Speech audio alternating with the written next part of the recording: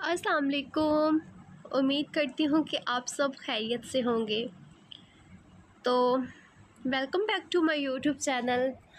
اگر آپ اس چینل پر نیو ہیں تو پلیز چینل کو سبسکرائب کرنا نہیں بھولیے گا، اور ویڈیو کو لائک کرنا اور کمنٹ کرنا بھی بالکل نہیں بھولیے گا۔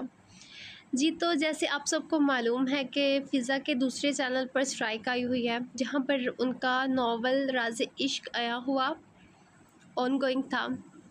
یار واقعی یہ بہت زیادہ ڈس ہارٹ ہو گیا ہے ان کے لیے۔ اتنی وہ محنت کرتی ہے اور اس کے باوجود ان کی محنت کا ان کو یہ نتیجہ ملتا ہے۔ تو اب پھر وہ بیچاری پریشان تھی، کہہ رہی تھی پتہ نہیں کیا ہوگا، مجھے تو ایسے لگ رہا ہے چینل اڑ جائے گا، یہ ہو جائے گا۔ تو میں نے اس کو تھوڑی سی تسلی دی کہ یار تسلی رکھو، انشاءاللہ اللہ پاک بہتر کریں گے۔ تو آپ سب بھی اس کے لیے پرے کریں کہ ایسے نہ ہو اس کے ساتھ، یہ تو سراسر ناانصافی ہوگی۔ بیچاری نے ایک دفعہ بھی یوٹیوب سے ارننگ نہیں کی، تو دعا کریں کہ اسے اس کا حق ملے۔ اور جیسا کہ انہوں نے بتایا تھا آپ کو کہ یہ ان کا سیکنڈ ناول ہے، انجام جنون، ڈارکسٹ لو۔ تو اس کی آج فرسٹ ایپیسوڈ ہے، اور مجھے بہت امید ہے کہ آپ کو یہ ناول بہت بہت پسند آئے گا، کیونکہ میں خود بہت ایکسائٹیڈ تھی اس کو پڑھنے کے لیے۔ میں نے ایپیسوڈ ریڈ کر لی ہے ایکچولی میں، اور یہ بہت بہت بہت مزے کی ہے، بہت انٹرسٹنگ سٹوری ہے۔ تو اور مجھے پوری امید ہے کہ آپ کو بھی یہ پسند آئے گا۔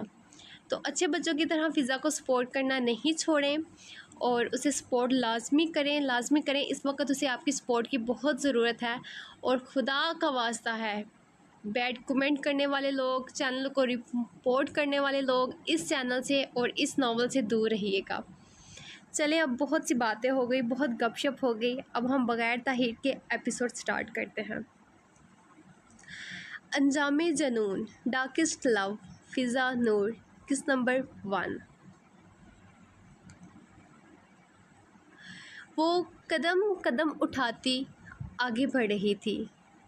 باہر سرد ہواؤں کے ساتھ بادلوں کی گرج چمک پوری آب و تاب سے روشن ہو رہی تھی۔ کھلی کھڑکیوں سے آتی چمک ولا کی سیڑھیوں تک تھی۔ نہ جانے اس لائٹ کو کیا ہو گیا تھا جو وہ یوں غائب ہو چکی تھی۔ اس کے ہاتھ میں ایک کینڈل سٹینڈ تھا، جس کے اوپر 3 کینڈلز جل رہی تھی۔ وہ اپنے ہاتھوں کا دائرہ ان کینڈلز کے نزدیک کرتے انہیں باہر سے آتی سرد ہواؤں کے جھونکوں سے بجھنے سے بچا رہی تھی۔ گھٹنوں تک آتا شارٹ فراق پہنے، جس کے نیچے اس کی سڈول ٹانگیں بے حد واضح ہو رہی تھی۔ اس کے اوپر لانگ گاؤن پہنا تھا، جس کی ڈوریاں زمین پر سرکتی اس کے ساتھ ہم قدم ہو رہی تھی۔ ململ کا گاؤن اس کے قدموں کے ساتھ زمین کو بھی سلامی دیتا اس کے ہم قدم ہو رہا تھا۔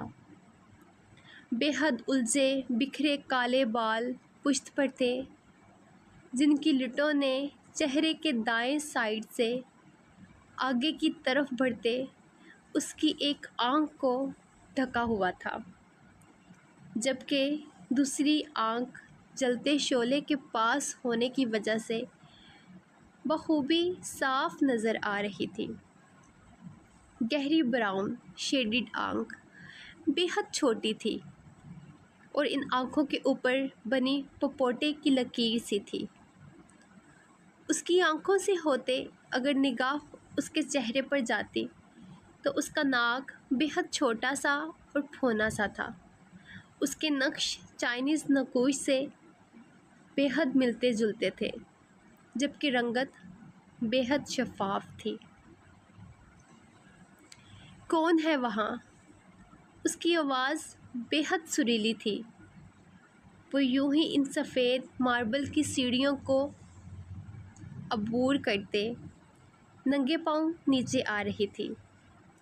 اس کے قدم ہر ایک سیڑھی پر پڑتے جا رہے تھے۔ اس کی اٹھی ایڑیاں بے حد خوبصورت تھی، جبکہ خوبصورت پاؤں اس اندھیری مدھم روشنی میں بھی چمک رہے تھے۔ اس کا سراپا بے حد نازک تھا۔ وہ یوں ہی سیڑھیوں کو عبور کرتے ولا کے وسط میں آ کھڑی ہوئی۔ اس کے سر کے اوپر ایک بے حد بیش قیمتی جھومر لٹک رہا تھا، جس کی اس اندھیرے میں بھی روشنی سامنے لگی دیوار پر گرتی بے حد صاف جھلک رہی تھی، جبکہ دیواروں کے سائڈ پر لگے بے حد مدھم روشنی والے لیمپ روشن تھے، جس سے اس لڑکی کا عکس صاف نظر آنے لگا تھا۔ وہ رک گئی تھی۔ اس کے دائیں سائڈ کی جانب کھلتی کھڑکیوں کے پٹ سرد اور ٹھنڈی ہوا کی وجہ سے پھڑ پھڑا رہے تھے، جبکہ باہر سے آتے ہواؤں کے جھونکے اس کے وجود کو بخوبی چھوتے اس کے گاؤن کو بھی ہلکا سا پھڑ پھڑانے لگے۔ وہ یوں ہی کینڈل سٹینڈ کو تھامے کھڑی تھی۔ اس کا چہرہ ابھی بھی آدھا ڈھکا ہوا تھا، جبکہ اس کی گہری براؤن آنکھ سامنے کے عکس پر براجمان تھی اور دوسری آنکھ ابھی بھی بالوں سے ڈھکی تھی۔ جب اس کے پیچھے سے بائیں جانب اسے قدموں کی آواز سنائی دی۔ وہ شوزوں کی دمک تھی۔ اس لڑکی کی گہری براؤن آنکھ میں ایک پراسراریت کا تاثر ابھرا تھا۔ وہ اپنی جگہ جیسے ایک مجسمہ بن گئی ہو، جبکہ قدموں کی دھمک مزید اس کے نزدیک ہو رہی تھی۔ اس لڑکی کے چہرے پر کوئی بھی تاثر نہیں آیا تھا۔ اس کا چہرہ ایک دم سپاٹ تھا۔ پیچھے سے آنے والے شخص کے ہاتھ میں ایک شیشے کی بے حد نکیلی چیز تھی۔ وہ مزید اس کے قریب ہوا اور اس نے پیچھے سے ہی ہاتھ ہوا میں بلند کرتے گہرا وار کیا، اور ساتھ ہی ہوا کا جھونکا چلا اور موم بتیاں بجھ گئی، اور اس کے ساتھ ہی حال میں بے حد سریلی دردناک چیخ گونجی تھی۔ وہ چہرے پر دل فریب تاثرات لیے اس لڑکی کے سامنے ایک گھٹنے کے بل بیٹھا تھا۔ اس کے ہاتھ میں پرپوزل رنگ تھی، چمکتی اپنی قیمت کا منہ بولتا ثبوت تھی، جبکہ دوسرے ہاتھ میں پھولوں کا ریڈ روزز کا گلدستہ تھا۔ بری آنکھوں کی چمک حیر کر دینے والی تھی۔ اس ینگ نوجوان کو دیکھتے سب ارد گرد جمع ہونے لگے تھے۔ کچھ لوگ اس لڑکے کے جذبے کو سراہ رہے تھے اور کچھ لوگ اس لڑکی کا فیصلہ سننے کے منتظر تھے۔ وہ لڑکی بلیک اسکرٹ پہنے جو اس کے گھٹنوں سے نیچے تک آتی تھی، اوپر لائٹ اسکن ٹاپ پہن رکھا تھا اور اوپر اسکن لانگ کوٹ زیبتن کیے رکھا تھا۔ برے بال کوٹ پر بکھرے تھے۔ وہ حیرانگی سے اپنے سامنے کھڑے لڑکے کو دیکھ رہی تھی۔ "Will you marry me?" اس لڑکے کی آواز گھمبیر تھی اور ایکسائٹمنٹ اس کی آواز میں واضح تھی۔ بہت سے لوگ اب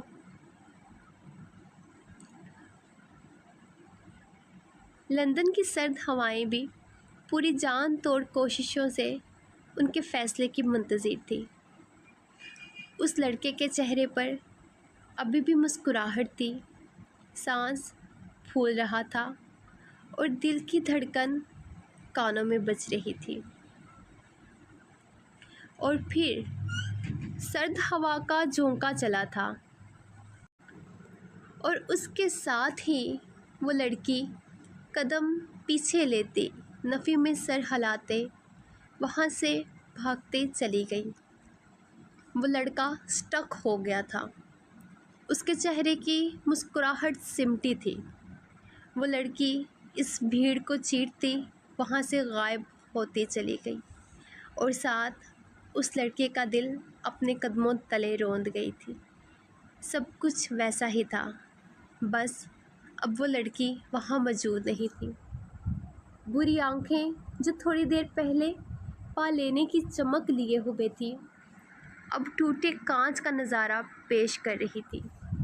وہ یوں ہی بیٹھا ہوا تھا جب اس بھیڑ میں سے چند لڑکے اس کے پاس آتے اسے اٹھانے لگے اور ساتھ ہی اس کا کندھا تھپتھپاتے اسے تسلی دے رہے تھے، جبکہ وہ یوں تھا جیسے کسی نے گہرا وار اس کے دل میں کر دیا ہو۔ نگاہیں اس رنگ پر جم گئی تھی۔ کتنی محبت اور کس قدر خوبصورت جذبے سے اس نے وہ رنگ خریدی تھی۔ وہ ٹوٹ گیا تھا یا پھر اس کا دل ٹوٹ گیا تھا۔ درد گہرا تھا، بہت گہرا، اور وہی دل کو تھامتا گھٹتا چلا گیا۔ بھیڑ ایک دفعہ پھر اکٹھی ہونے لگی تھی، سرگوشیاں بڑھنے لگی تھی، اور اس نوجوان کی آنکھیں بند ہوتی دماغ تاریکی میں ڈوب گیا۔ وہ سایہ آگے بڑھ رہا تھا، اس کے قدموں تک کی آہٹ جان لیوا تھی۔ شمس نقوی، جو اس وقت اپنے فارم ہاؤس میں دوست کے ساتھ حسین رات گزار رہا تھا، اسے کہاں معلوم تھا کہ موت کی آہٹ نزدیک تر ہوتی جا رہی ہے۔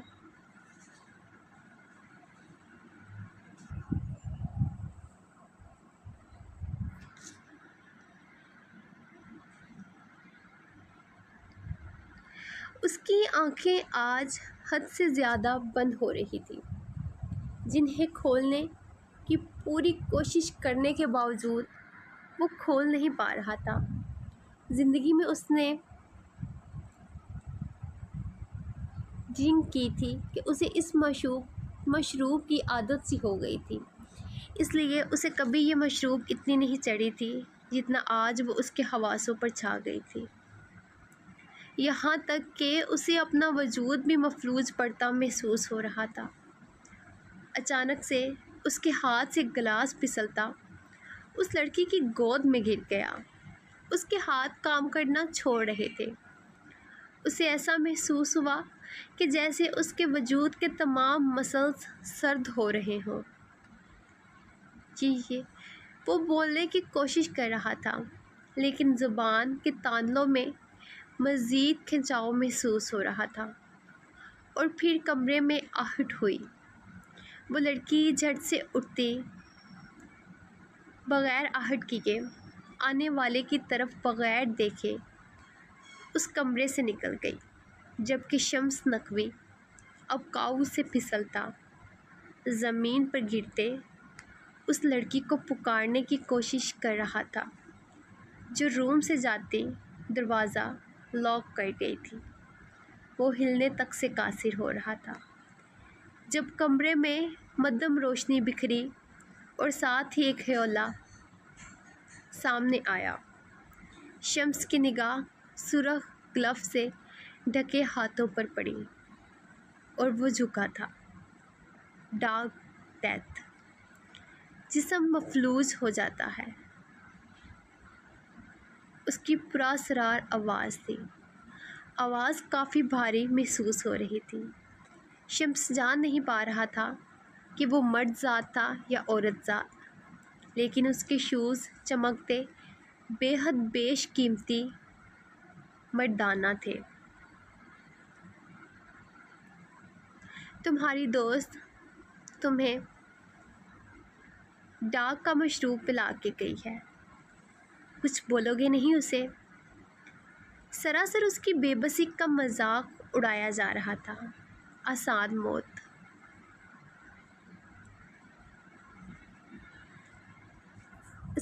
وہ اس کے سینے پر وار کرتا جا رہا تھا اور شمس اس دردناک موت کو اپنی آنکھوں سے دیکھ رہا تھا۔ حلق سے عجیب سی آوازیں نکل رہی تھی۔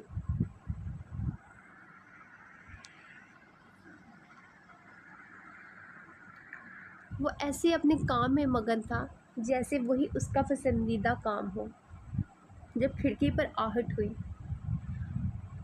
اس نے فوراً گردن کا رخ موڑتے آہٹ کو محسوس کیا تو باہر سے آتی روشنی اس کی آنکھ پر پڑی۔ نیلی آنکھ کی پتلیاں کبھی سکڑتی اور کبھی پھیل رہی تھی۔ وہ انتہا سے خوش تھی۔ اس کی زندگی کا اتنا بڑا دن تھا جس کو اس نے چاہا تھا، آخر آج وہ اس کے نام ہونے والا تھا۔ آج اس کی انگیجمنٹ تھی۔ اس کی خوشی کا ٹھکانہ ہی نہ تھا۔ وہ اپنے ماں باپ کی اکلوتی بیٹی تھی، تمام جائیداد کی اکلوتی وارث۔ اس ملک کی آزاد فضاؤں میں پلنے والی اینا ارتضیٰ تھی، جو اپنے پیسے سے کچھ بھی خرید سکتی تھی، اور آج اس نے اپنی محبت کو بھی خرید لیا تھا۔ وہ آئینے کے سامنے کھڑے اپنے خوبصورت ریڈ انگیجمنٹ گاؤن پر ہاتھ پھیرتے خود کو دیکھ رہی تھی۔ اس کے ذہن میں خیال آیا، کیا وہ خوبصورت لگ رہی تھی؟ اس نے آئینے میں دیکھا۔ ڈل گولڈن کلر کے بالوں کو خوبصورت اسٹائلش بن میں قید کیا گیا تھا۔ چہرے کے طرف میں اس کی لٹیں گری تھی۔ بڑی بڑی مغلانی آنکھوں کو کاجل سے مزید خوبصورت بنایا گیا تھا، اور لبوں پر لگی ڈارک لپسٹک اس کے لبوں کو واضح کر رہی تھی۔ لیکن وہ ٹھہر گئی۔ اس کے چہرے پر وہ نشان، وہ اب ان چھوٹے چھوٹے ڈاٹ کو چھونے لگی۔ وہ نہ تو نشان تھے اور نہ ہی ڈاٹ تھے، وہ اس کے چہرے پر تل تھے، کالے تل، جو اس کے چہرے سے لے کر اس کے وجود پر مکمل قبضہ کیے ہوئے تھے۔ لیکن ان تلوں کی تعداد بدن سے زیادہ چہرے پر تھی۔ ہر 2 انچ کے فاصلے پر کالا تل تھا، یہاں تک کہ وہ اس ڈارک لپسٹک کو بھی اگر ہونٹوں سے ریموو کرتی تو وہ باریک تل اس کے لبوں پر بھی تھے۔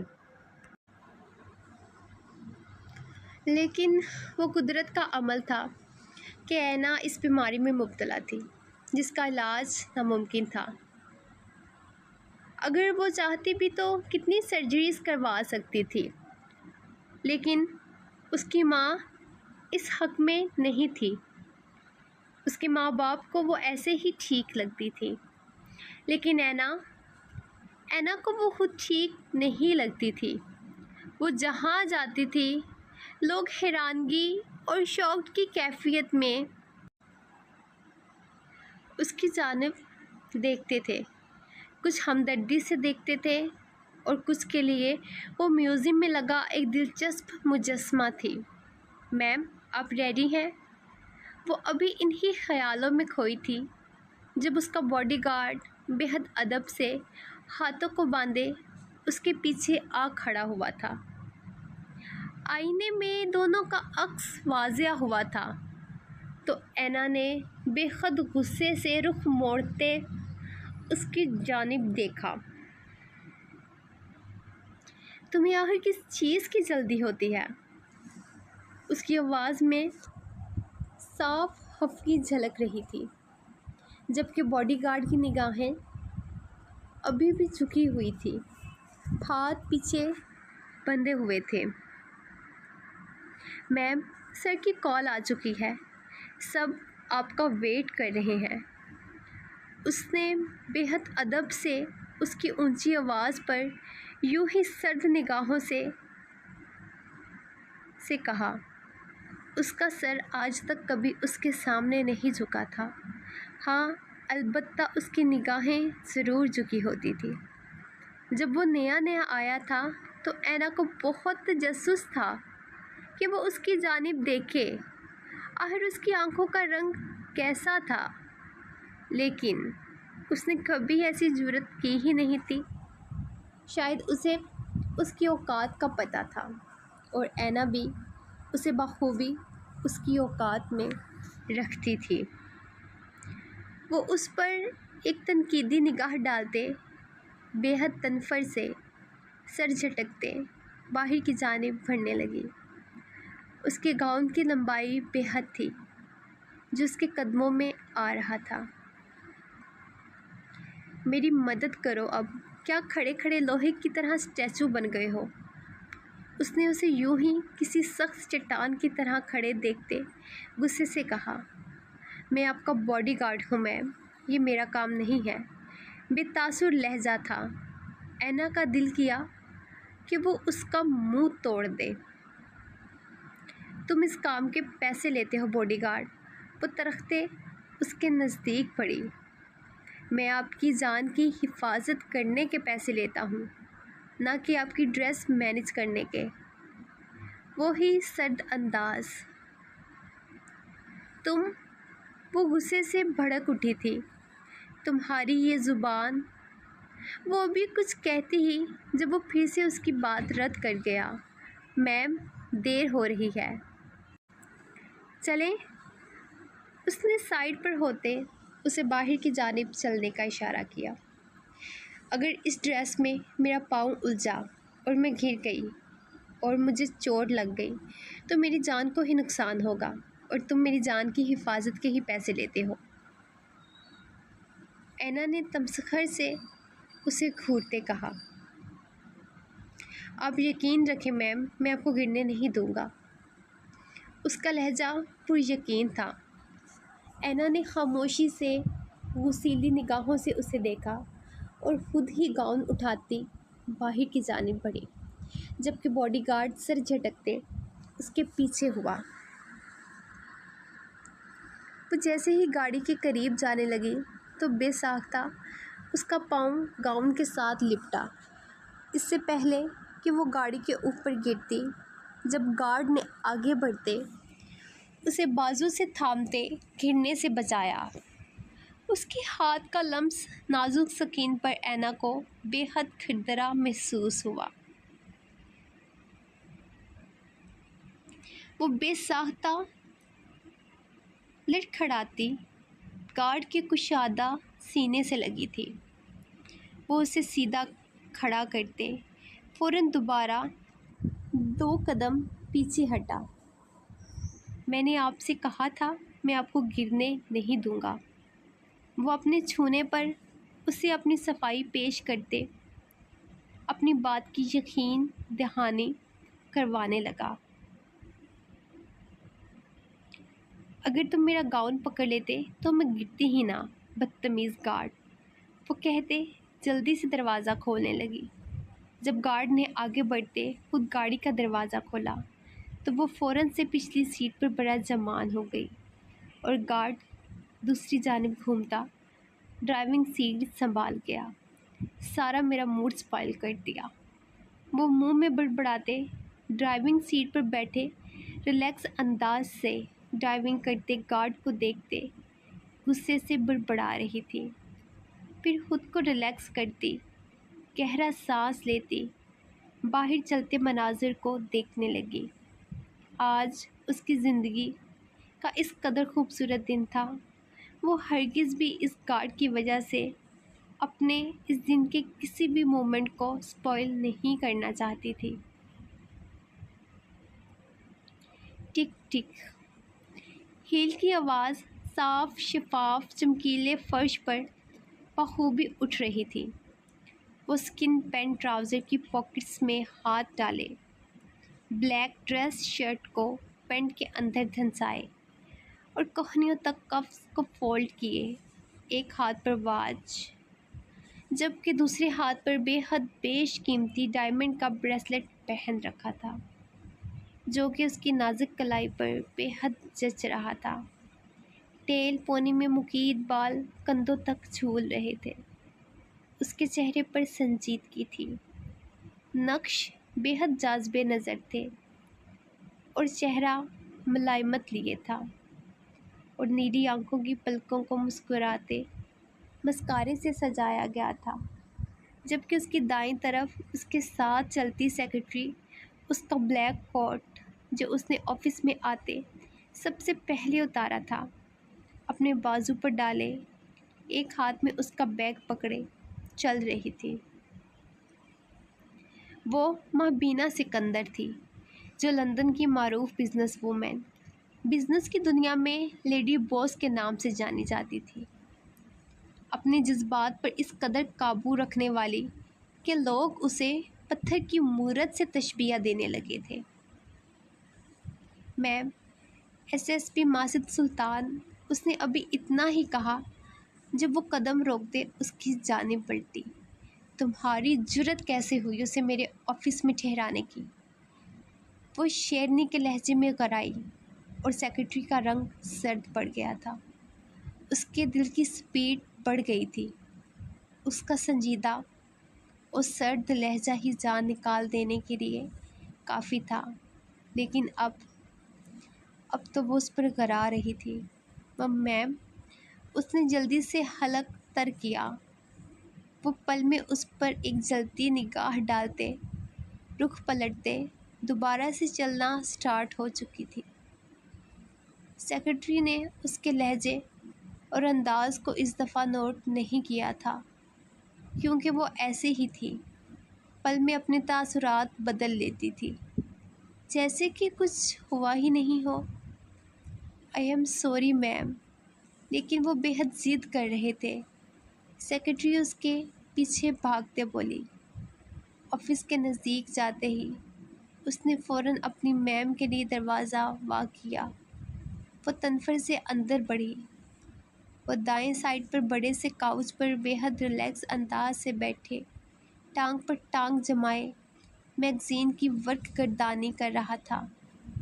سیکرٹری نے فوراً آگے بڑھتے اس کا کوٹ ہینگ کیا، اس کے بیگ کو ٹیبل کی جانب رکھا اور فوراً اس کا لیپ ٹاپ آن کرنے لگی، جبکہ اب اپنی ہیل کی ٹک ٹک کے ساتھ اندر داخل ہوتے آفس کے وسط میں کھڑی ہو چکی تھی۔ ایس پی نے میگزین سے نگاہ ہٹاتے وہ صحافت کی جانب دیکھا۔ سیکرٹری فوراً اپنا کام سر انجام دیتی روم سے نکلی۔ جب مہبینہ یوں ہی پاکٹس میں ہاتھ ڈالے چلتے اپنی چیئر کی جانب آئی، ماجد سلطان نے فل اس کے نظر انداز کرنے والے تاثرات کو دیکھا تھا۔ وہ اب پاکٹ سے ہاتھ نکالتے اپنی چیئر کو اپنی جانب گھماتے بیٹھی۔ وہ اسے نظر انداز کرتے لیپ ٹاپ کی جانب متوجہ ہو چکی تھی۔ وہ چلتا اس کے پاس ٹیبل کے سامنے رکھی چیئر پر بالکل اس کے سامنے براجمان ہوا۔ مہبینہ نے پل کے لیے لیپ ٹاپ سے نگاہیں ہٹاتے ایس پی کی جانب دیکھا۔ ماجد سلطان ہنوز اسی کی جانب دیکھ رہے تھے۔ دونوں کی نگاہیں ملی تھی۔ آج کی نیوز دیکھی آپ نے مس لیڈی باس؟ وہ ٹیبل پر پڑی اس کے نام کے بجائے لیڈی باس کے نام کی تختی کو دیکھتے رازداری سے پوچھ رہا تھا۔ تمام نیوزوں پر زیادہ خبر رکھنا آپ کی ذمہ داری ہے، نہ کہ میری۔ اتنی بڑی بزنس وومن ہونے کے باوجود، بزنس کی دنیا میں اپنا ایک نام بنانے کے باوجود آپ نیوز نہیں دیکھتی؟ بڑی حیرت کی بات ہے مس لیڈی باس۔ میں صرف ان خبروں کو دیکھتی ہوں اور یقین رکھتی ہوں جو صرف میرے کام کی ہو۔ میرا ایک ایک وقت بے حد قیمتی ہے۔ میرا ایک ایک وقت بے حد قیمتی ہے جسے میں فضول کی خبروں میں ضائع نہیں کرتی۔ اوہ، کسی کی موت کی خبر آپ کے لیے فضول ہے؟ وہ سر ہلاتے سمجھنے والے انداز سے بولا۔ ایکسکیوز می مسٹر، آپ ایک پولیس والے ہونے کے باوجود آپ کے پاس اتنا فری ٹائم ہے کہ آپ یہاں بیٹھے بے سبب بے لاجک باتیں کر رہے ہیں، لیکن میرے پاس نہیں ہے۔ اگر آپ کے پاس کوئی اور کام کی بات نہیں تو آپ جا سکتے ہیں۔ اس دفعہ ماجد نے سرخ پڑتے چہرے کے ساتھ دونوں ہتھیلیاں اس کے لیپ ٹاپ کے دائیں بائیں جانب رکھتے مزید آگے جھکتے اس کے چہرے کو دیکھا، جبکہ مہبینہ کی نگاہ اپنے لیپ ٹاپ کے ارد گرد رکھے اس کے مضبوط ہاتھوں پر جمی تھی۔ کل رات شمس نقوی کا قتل ہوا ہے اور تمہاری گاڑی واردات کے نزدیکی ایریا سے ملی ہے، اس بارے میں کیا کہو گی؟ اس کا لہجہ سخت تھا۔ مہبینہ نے اس کی بات تحمل سے سنی۔ اب اس نے لیپ ٹاپ سے اپنی انگلیاں اٹھائی اور پیپر ویٹ کو تھاما اور پیچھے چیئر سے ٹیک لگاتے اس ٹیبل پر ہی پیپر ویٹ کو گھمانے لگی۔ ماجد سلطان کی نگاہیں اس کے ہاتھ پر گئی، سرخ لمبے نوکدار ناخن اور ان پر لگی ریڈ نیل پینٹ اس کے ہاتھوں کی خوبصورتی میں مزید اضافہ کر رہی تھی۔ وہ جب اس لڑکی سے ملا تھا اس نے ہمیشہ اس کے ہاتھوں پر وہی سرخ رنگ دیکھا تھا جو اسے لہو کی علامت لگتا تھا۔ تو آپ کہنا چاہتے ہیں کہ میری گاڑی نے شمس نقوی کا قتل کیا ہے؟ وہ بے حد معصومیت سے یوں ہی پیپر ویٹ گھماتے بول رہی تھی۔ وہ گھمانے سے ٹیبل پر ہلکی سی آواز آفس میں گونج رہی تھی۔ اس کا لہجہ بے حد معصومیت لیے ہوئے تھا۔ پیپر ویٹ گھما کر سرکاتے وہ بے حد سختی سے اسے کو ایس پی کے ہاتھ کی چھوٹی انگلی سے ٹکرا گئی۔ یہ اشارہ تھا کہ فوراً اس کی حدود سے اپنے ہاتھوں کو ہٹا لیا جائے۔ تمہاری گاڑی کا نہیں پتہ، لیکن تمہارا ضرور کہا جا سکتا ہے۔ ماجد سلطان نے ایک ہی جست میں اس سے پیپر ویٹ کو تھامتے اپنے ایک ہاتھ سے دوسرے ہاتھ میں قید کروایا۔ یہاں ثبوت چلتا ہے مسٹر۔ اس کا لہجہ ٹھنڈا تھا۔ اگر اس قتل کے پیچھے تمہارا ہاتھ ہوا تو یاد رکھنا تم سر کے بل چل کر خود سلاخوں کے پیچھے ہوگی۔ پچھلے 1 سال سے آپ مجھے سلاخوں کے پیچھے ہی بیچ رہے ہیں۔ آخر وہ دن کب آئے گا جب آپ یہ خواب امر ہوگا؟ جلد لیڈی باس۔ اپنے ہاتھوں سے ان خوبصورت ہاتھوں میں ہتھ کڑیاں پہناتے تمہیں لے جاؤں گا۔ صرف ایک اور ثبوت۔ میری گاڑی کا اس ایریے کے پاس ہونا اس بات کا ثبوت ہرگز بھی یہ نہیں ہے مسٹر کہ اس شخص کی موت کی ذمہ دار میں ہوں۔ ثبوت ٹھوس ہونے چاہیے۔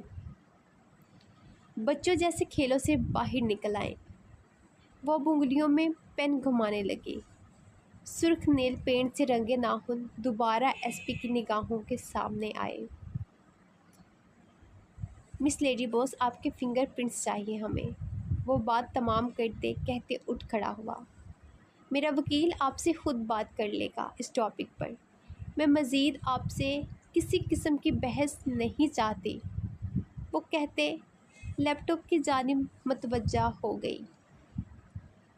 100 دن چور کا اور 1 دن سنار کا، یہ کہاوت تو سنی ہوگی۔ وہ دوبارہ ٹیبل پر ہاتھ رکھتے اس کی جانب جھکتے بولا۔ مہبینہ نے یوں ہی پلکیں اٹھاتے اسے دیکھا۔ تو پھر یاد رکھیے گا کہ کہیں جلد ہی آپ کا دن نہ آ جائے۔ وہ شاطر چال کی طرح کہاوت کو الٹاتے اس پر ہی ڈال گئی تھی۔ ایس پی ہلکا سا سر جھکاتے تنزیہ مسکرایا تھا۔ تم برا پھنسو گی اور پھر آخری سانس تک قید تمہارا مقدر ہوگی۔ وہ اسے دھمکا رہا تھا۔ ثبوت لے کر آؤ مسٹر ایس پی۔ وہ یوں ہی جھکے اس کی نگاہوں میں دیکھ رہا تھا، جبکہ وہ بنا ڈرے اس کی نگاہوں میں جھانک رہی تھی۔ ان دونوں میں سے کوئی ایک بھی نگاہیں جھکانے کو تیار نہ تھا۔ عجب ضد اور عجب جنون تھا۔ وہ یوں ہی آنکھیں ملائے پیچھے ہٹا اور یکدم سے رخ موڑتے وہاں سے جانے لگا۔ جب اس نے دروازے کے لاک پر ہاتھ رکھا تو دوبارہ سے مہبینہ کی آواز اس کے کانوں سے ٹکرائی۔ دوبارہ میرے آفس میں آ کر میری سیکرٹری کو دھمکانے سے پہلے 1000 دفعہ سوچ لینا ایس پی۔ तुम्हें शम्स नकवी की आत्मा बचाने नहीं आएगी, वो पुरअसरारियत से बोली। और जिस दिन तुम मेरे शिकंजे में आई तो तुम्हारी ये दौलत भी तुम्हारे किसी काम नहीं आएगी। एसपी बेहद मुश्किल से अपना गुस्सा ज़ब्त करते दरवाज़ा खोलते वहाँ से निकलता चला गया। पीछे चेयर पर बैठे माँ बीना की आंखों का तासुर बदल गया था। जहाँ चंद पल पहले एसपी की मौजूदगी में सर्द आंखें थीं, वहाँ अब एक अलग सी ही आग जलने लगी थी। वो ऑफिस रूम की डेकोरेशन के लिए सामने दीवार गिर आईने में खुद को देख रही थी। पेपर वेट को उठाते उस पर हाथ की गिरफ्त सख्त हो रही थी। वो उठी और आईने के नज़दीक जाने लगी। उसका अक्स मुकम्मल नज़र आ रहा था। उसके लबों पर इंग्लिश सॉन्ग के लिरिक्स थे।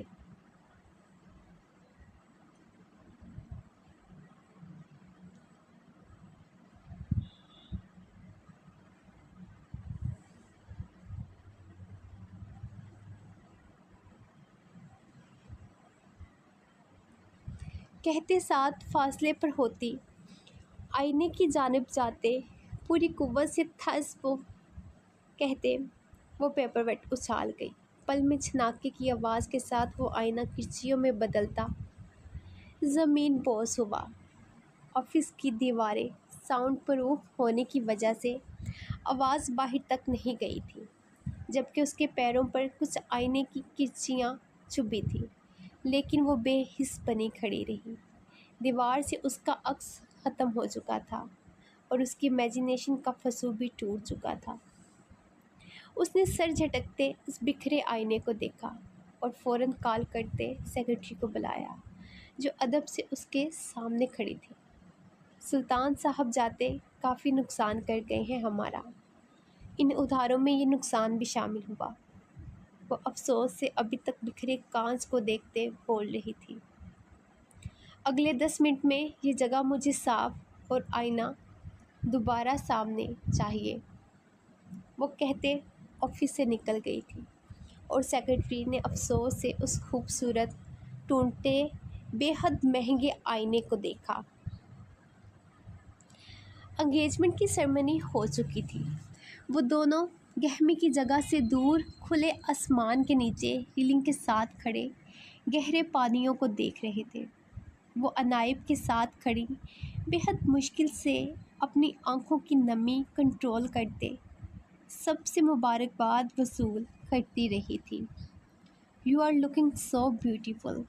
अनाइब ने उसकी जानिब झुकते हल्की सी सरगोशी नमा आवाज़ में कहा तो ऐना ने आंखें उठाते उसकी जानिब देखा। उसने उसकी आंखों में सच्चाई जानने की कोशिश की, लेकिन उसकी आंखों में वो सच्चाई नज़र नहीं आई थी जो लफ्ज़ वो बोल रहा था। रियली? उसने दोबारा यकीन दहानी करनी चाही तो अनाइब आगे की जानिब झुकता उसकी नाक से अपनी नाक मस करते यस बोला। तो ऐना के तमाम खदशात पल में दूर हुए। वो मुस्कुरा उठी। यूं ही मुस्कुराते उसकी निगाह अपने हाथ में पहनी रिंग की तरफ गई। उसे आज अपने हर तरफ तितलियां उड़ती महसूस हो रही थी। हम शादी कब करेंगे? उसने फ़ौरन अगला सवाल किया। कर लेंगे यार शादी भी, एंगेजमेंट हो गई है ना, शादी भी हो जाएगी, डोंट वरी। वो उसे तसल्ली दे रहा था। खामोश क्यों हो गई हो? मुझे लगा कि अगला सवाल तुम्हारा ये होगा कि हम शिप पर कब जाएंगे। वो उसके खामोश हो जाने पर उसकी जानिब झुकते शरारती अंदाज से बोला। ओह, ऐना ने ओ करते अपने लबों का पाउट बनाया। मिस्टर, ये बातें शादी के बाद के लिए रखें। उसने उसके सीने पर शहादत की उंगली रखते उसे पीछे की तरफ करते कहा। हाँ, पीछे हटते जब किसी की ऊंची आवाज़ पर दोनों गिर पड़ाए। मैम, सर इर्तज़ा आपको याद कर रहे हैं। अनाइब ने ऐना से पीछे की तरफ होते खूंखार निगाहों से उस गार्ड की तरफ देखा जिसकी निगाहें झुकी हुई थी। اس کا دل چاہا کہ وہ ایک ہی جست میں جاتے، اس کا منہ توڑتے، اس کے ہاتھ میں پکڑاتے، جبکہ اینا ابھی تک اپنے دل کی دھڑکنوں کو سنبھالنے کی کوشش کر رہی تھی جب اس کی نگاہ عنائب پر پڑی۔ وہ غصے سے گارڈ کو ہی دیکھ رہا تھا۔ ریلیکس۔ اینا نے اس کے بازو پر ہاتھ رکھتے اسے ریلیکس ہونے کا اشارہ کیا۔ میں بابا کو دیکھ لوں۔ ضرور، انہوں نے مجھے کسی سے ملوانا ہوگا۔ تم بھی چلو میرے ساتھ۔ وہ عنائب کا ہاتھ تھامتے چل پڑی، لیکن ایک غصیلی نگاہ گارڈ پر ڈالنا نہیں بھولی تھی۔ وہ پوری رفتار سے گھڑ سواری کرتی ہواؤں میں اڑ رہی تھی۔ گھڑ سواری سے اسے عشق تھا۔ مزید وقت گزرا تو وہ اب تھکتی اپنے کیش کو تھامتے استبل کی طرف آ رہی تھی، اور کیش بھی بے حد فرما برداری سے اس کے ہم قدم ہو کے اس کے ساتھ چل رہا تھا۔ وہ سیاہ بالوں والا گھوڑا کرت کو بے حد عزیز تھا، جس کی گھڑ سواری کرتے ہی اسے اپنی زندگی ایک دم سی شاداب سی نظر آنے لگتی تھی۔ وہ اس کالے گھوڑے کی طرح خود بھی مکمل ایک کالے گاؤن میں ڈھکی ہوئی تھی۔ سر پر حجاب لپٹا تھا اور چہرے پر نقاب سجا تھا۔ صرف اس کی بادامی آنکھیں ہی واضح ہو رہی تھی۔ چل میرے شہزادے کیشی، اب ریسٹ کر لے، وہ کیش کا سر سہلاتے اسے کہہ رہی تھی، اور کیش بھی جیسے اپنی مالکن کا بے حد فرما بردار تھا۔ وہ اپنے چہرے کو اس کے چہرے کے ساتھ ہلکا سا چھوتے ہم کی آواز نکال رہا تھا، جیسے وہ اپنے مالکن کی ہر بات کو سمجھ رہا ہو۔ کرت بچے، اپنی الیکسا کو بھی دیکھ لو، کہیں وہ ناراض نہ ہو جائے۔ استبل کے گارڈین نے کرت کے نزدیک آتے اس سفید بالوں والی گھوڑی کی جانب متوجہ کروایا تو وہ کیش کو پیار سے سہلاتے اسے کمفرٹ زون دیتے اب اپنی اس سفید جلپری کی جانب گئی تھی۔ اوہ میری جلپری، الیکسا ناراض ہے مجھ سے؟ وہ محبت سے اس کے لمبے بے حد سلکی سفید بالوں کو سہلاتے پوچھ رہی تھی، اور اس کی جلپری الیکسا واقعی میں اس سے ناراضگی کا اظہار کرتے نخرے دکھا رہی تھی، اور گارڈین مسکراتے کرت کو دیکھ رہے تھے۔ وہ اس فارم ہاؤس کے مالک کی پراعتماد اور شرعی پردہ کرنے والی بیٹی کرت شہاب غزنوی تھی۔ اس کا اعتماد، اس کا لہجہ، اس کی پرسنالٹی اس کی شخصیت کو چار چاند لگا دیتا تھا۔ وہ ایک بے حد نرم دل کی مالک تھی، لیکن اس کی زبان صاف گوئی سے کام لیتی تھی۔ وہ جس انسان کے بارے میں جو تاثر رکھتی تھی بلا جھجک کہہ دیتی تھی۔ وہ اپنے بچوں سے بقول کرت کے وہ جانور اس کے بچے تھے۔ وہ اپنے بچوں کے ساتھ اچھا خاصا ٹائم سپینڈ کرتے اب فارم ہاؤس کے اندرونی جانب بڑھ گئی۔ آج کافی عرصے بعد اپنے بابا کے ساتھ فارم ہاؤس آئی تھی۔ وہ فریش ہوتے کھانے کی ٹیبل کی جانب آئی۔ لنچ ریڈی تھا اور شہاب غزنوی کرت کا ہی انتظار کر رہے تھے۔ کرت شہاب غزنوی کی اکلوتی اولاد تھی۔ کرت جب 7 سال کی تھی تو تب اس کی ماما کی ڈیتھ ہو چکی تھی۔ تب سے لے کر اب تک اس کی کل کائنات اس کے بابا تھے، اور بابا کی کل کائنات کرت خیام تھی۔ ہوگی گھڑ سواری؟ وہ کرت کے فریش چہرے کو دیکھتے پوچھ رہے تھے، اور ساتھ اپنے ہاتھوں سے اس کی پلیٹ میں کھانا نکال رہے تھے۔ کرت مسکراتے اپنے باپ کی جانب دیکھ رہی تھی۔ یہ ان کی بچپن سے ہی عادت تھی۔ پہلے وہ اسے اپنے ہاتھوں سے کھلاتے رہے تھے، اور جیسے جیسے وہ بڑی ہوتی گئی تھی تو وہ خود اس کے لیے کھانا نکالتے گئے، اور کرت کی بھی جیسے یہ عادت پختہ سی ہو گئی تھی۔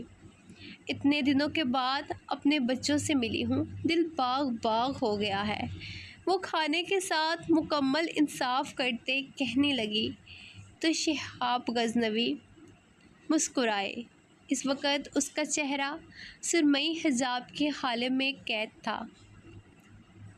بادامی آنکھیں چمک رہی تھیں اور ناک میں پہنی گول تار اس کے چہرے پر بے حد جچ رہی تھی۔ بھرے بھرے لبوں پر مسکان سجی تھی۔ آپ کو کافی الجھا دیا ہے میں نے آفس میں۔ ارے بابا جانی، میں آپ کی ذمہ داریوں کو نہیں نپٹاؤں گی تو پھر کون نپٹائے گا؟ میں آپ کی بیٹی ہی نہیں بیٹا ہوں، آپ یہ بات کیوں بھول جاتے ہیں؟ جی جی بالکل میرا شیر بیٹا، مجھے یاد دلانے کا بے حد شکریہ آپ کا، انہوں نے مسکراتے کہا۔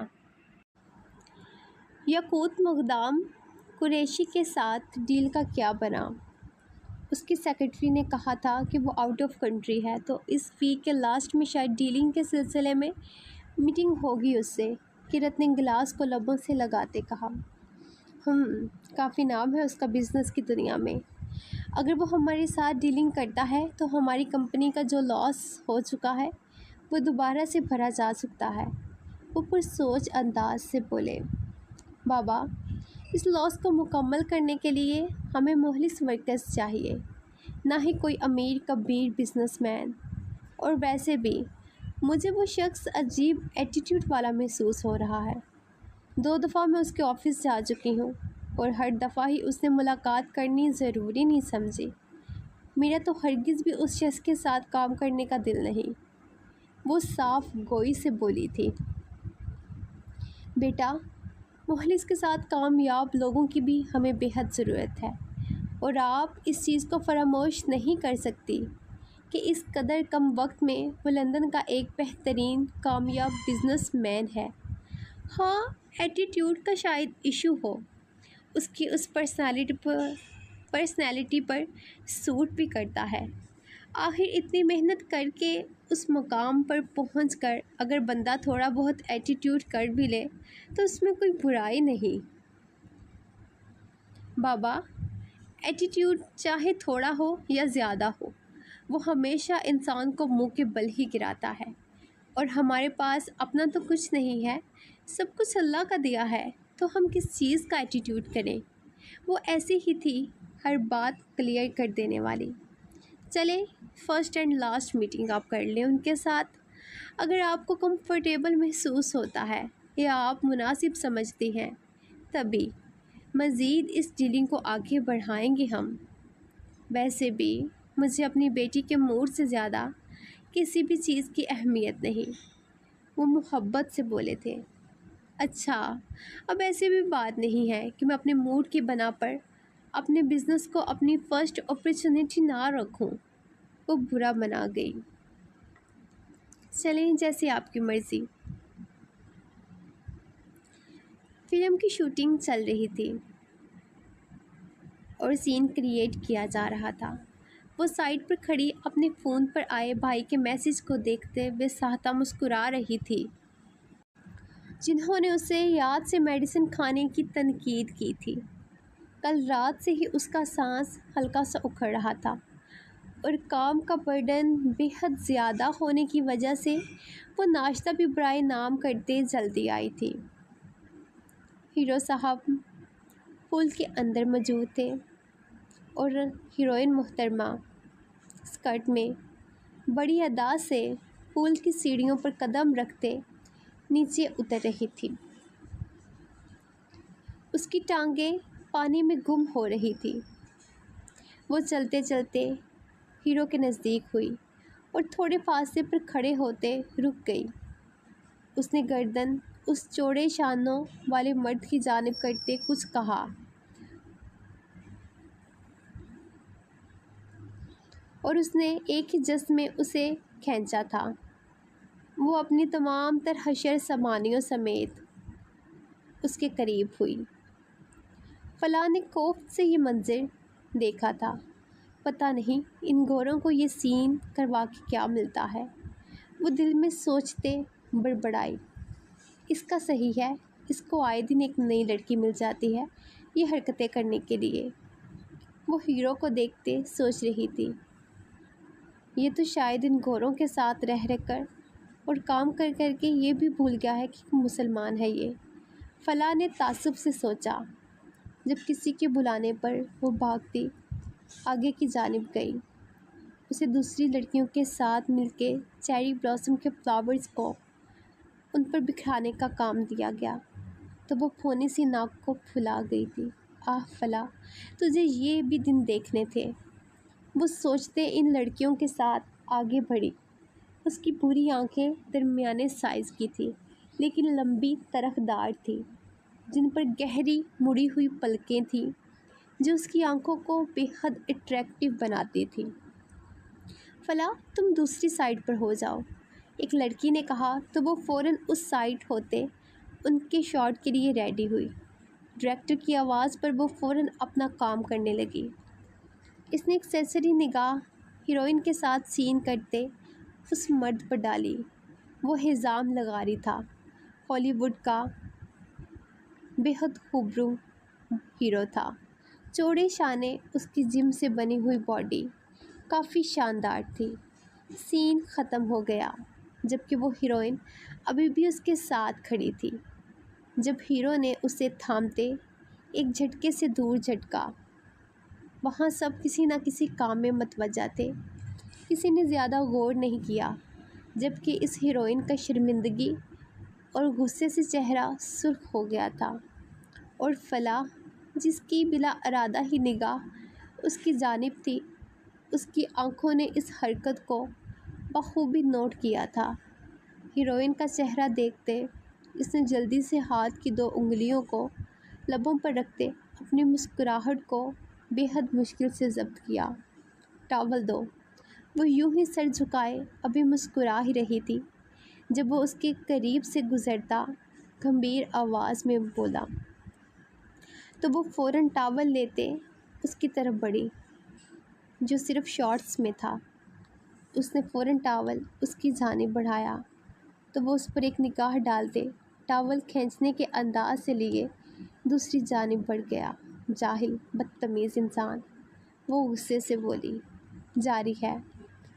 امید ہے کہ آپ کو آج کی ایپیسوڈ پسند آئی ہوگی۔ تو یہ فرسٹ ایپیسوڈ تھی اس ناول کی۔ اچھے بچوں کی طرح اچھا ریویو لازمی دیجیے گا اور اچھا رسپانس دے کر اس ناول پر رائٹر کا دل خوش کر دیجیے گا، وہ بیچاری خوش ہو جائے گی۔ ویسے بھی آج کل بڑی سست سی رہ رہی ہے۔